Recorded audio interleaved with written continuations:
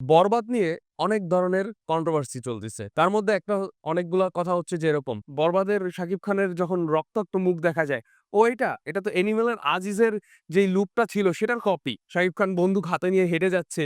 ও আচ্ছা এই লুকটা, এটা তো অ্যানিমেলের মধ্যে যখন রণবীর কাপুরের হার্ট ট্রান্সফার করা হয়, তারপরে যখন একটা ভারী লুক চলে আসে, ওইটার কপি।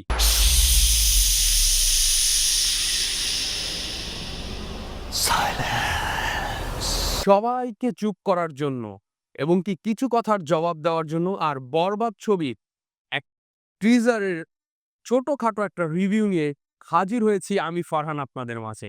সবাই দেখছেন ফ্রেন্ডস প্রোডাকশন।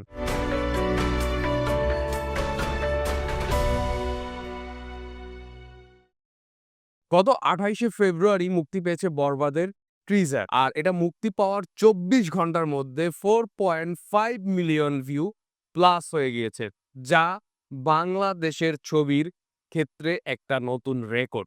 দেশ বিদেশে অনেক রিভিউয়ার থেকে রিঅ্যাকশন ভিডিও যারা তৈরি করেন, প্রচুর পরিমাণে সুনাম আসতেছিল, প্রচুর পরিমাণে আসতেছিল।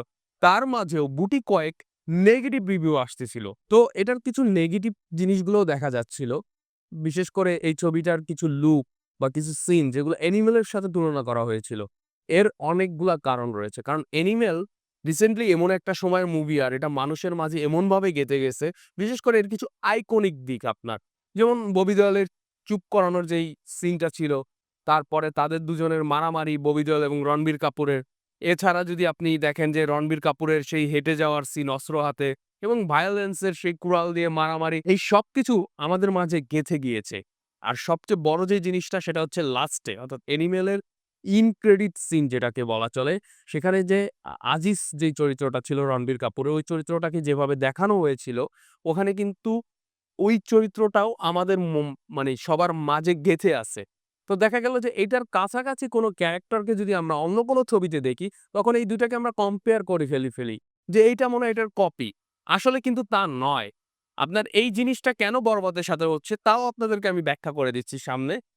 বরবাদের যেমন কিছু লুককে বলা হয়েছিল অ্যানিমেলের সাথে মিলে গেছে। হ্যাঁ, কিছু লুক আপনার মিলতে পারে। তার মানে এই না বা অ্যানিমেল থেকেই আমরা কপি করে নিয়েছি। এই জিনিসটা টোটালি ভুল। কারণ বরবাদের মেকআপ নিয়ে যে কাজ করেছেন, সে হচ্ছে আপনার অ্যানিমেলের মেকআপ আর্টিস্ট। এছাড়া আপনার বরবাদে কিন্তু পুরো আ বলিউডের টিম কাজ করছে আপনার। কারণ বরবাদের সব ধরনের প্রফেশনাল ভিএফএক্স থেকে শুরু করে সিনগুলা কিন্তু শুট করা হয়েছে আপনার মুম্বাইয়ের সবচেয়ে বড় যে ফিল্ম স্টুডিওটা রয়েছে, সেই জায়গায়।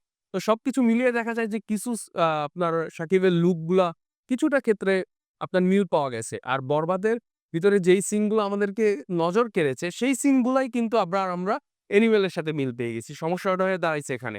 বাকি সিনগুলা কিন্তু আবার আমরা মিল পাই নাই। তো এখানে বরবাদ একটা টোটালি মৌলিক গল্প। এটাই আমি আশা করব এবং বরবাদের ট্রেইলার আসার পর হয়তো মানুষের এই ভুল ধারণাগুলো চলে যাবে। আমার খুব জানার ইচ্ছা ছিল বরবাদের বিজিএমটা কে করেছে? বিশ্বাস করেন আমি পাই নাই। আপনারা কেউ যদি জেনে থাকেন যে বরবাদের বিজিএম কে করেছে, তাহলে আমার কমেন্ট বক্সে জানাই দিবেন। আর 2nd জিনিস যেটা আমি আরেকটা জানতে পারিনি সেটা হচ্ছে সিনেমাটোগ্রাফি। বরবাদে ১ম থেকে শুরু করে মিশা সওদাগর যখন দাঁড়ায় ছিল, সবাই অস্ত্র হাতে নামতেছিল, ওই জায়গার যে সিনটা আমার কাছে এত ভাল লাগছে।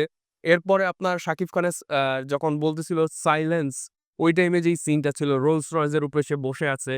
এরপরে আপনার শাকিব খানের চেইন পেঁচানোর সিন থেকে আই টোটালি আপনি বলতে পারেন যে আমি এই শাকিব খানকে গত ২০ বছর ২৪ বছরও আমরা দেখতে পাই নাই। একবারে টোটাল এক নতুন শাকিব খানকে আমরা বরবাদে দেখব। যেমনটা আমরা তুফানে দেখেছিলাম। বরবাদ যেন তাকে ছাড়িয়ে যাচ্ছে। মেহেদী হাসান হৃদয় এই ছবির পরিচালক, যে কিনা এর আগে কোনো ছবি বানায় নাই, নাটক বানিয়েছে, তাও সব কমেডি নাটক, কোনো অ্যাকশন নাটকও সে বানায় নাই। তার হাতের থেকে এত সুন্দর একটা ছবি আসবে এটা ভাবার মানে আমি পার্সোনালি কল্পনাও করি নাই, এক্সপেকটেশন ও করি নাই। বাট এটার টিজ দেখার পরে আমার কাছে এতটা ভাল লাগছে বলার বাহিরে। তো এই টোটালি ছিল হলো বরবাদের রিভিউ এবং বরবাদ নিয়ে যারা নেগেটিভ ছড়াচ্ছেন যে এটা অ্যানিমেলের এই সিন কপি।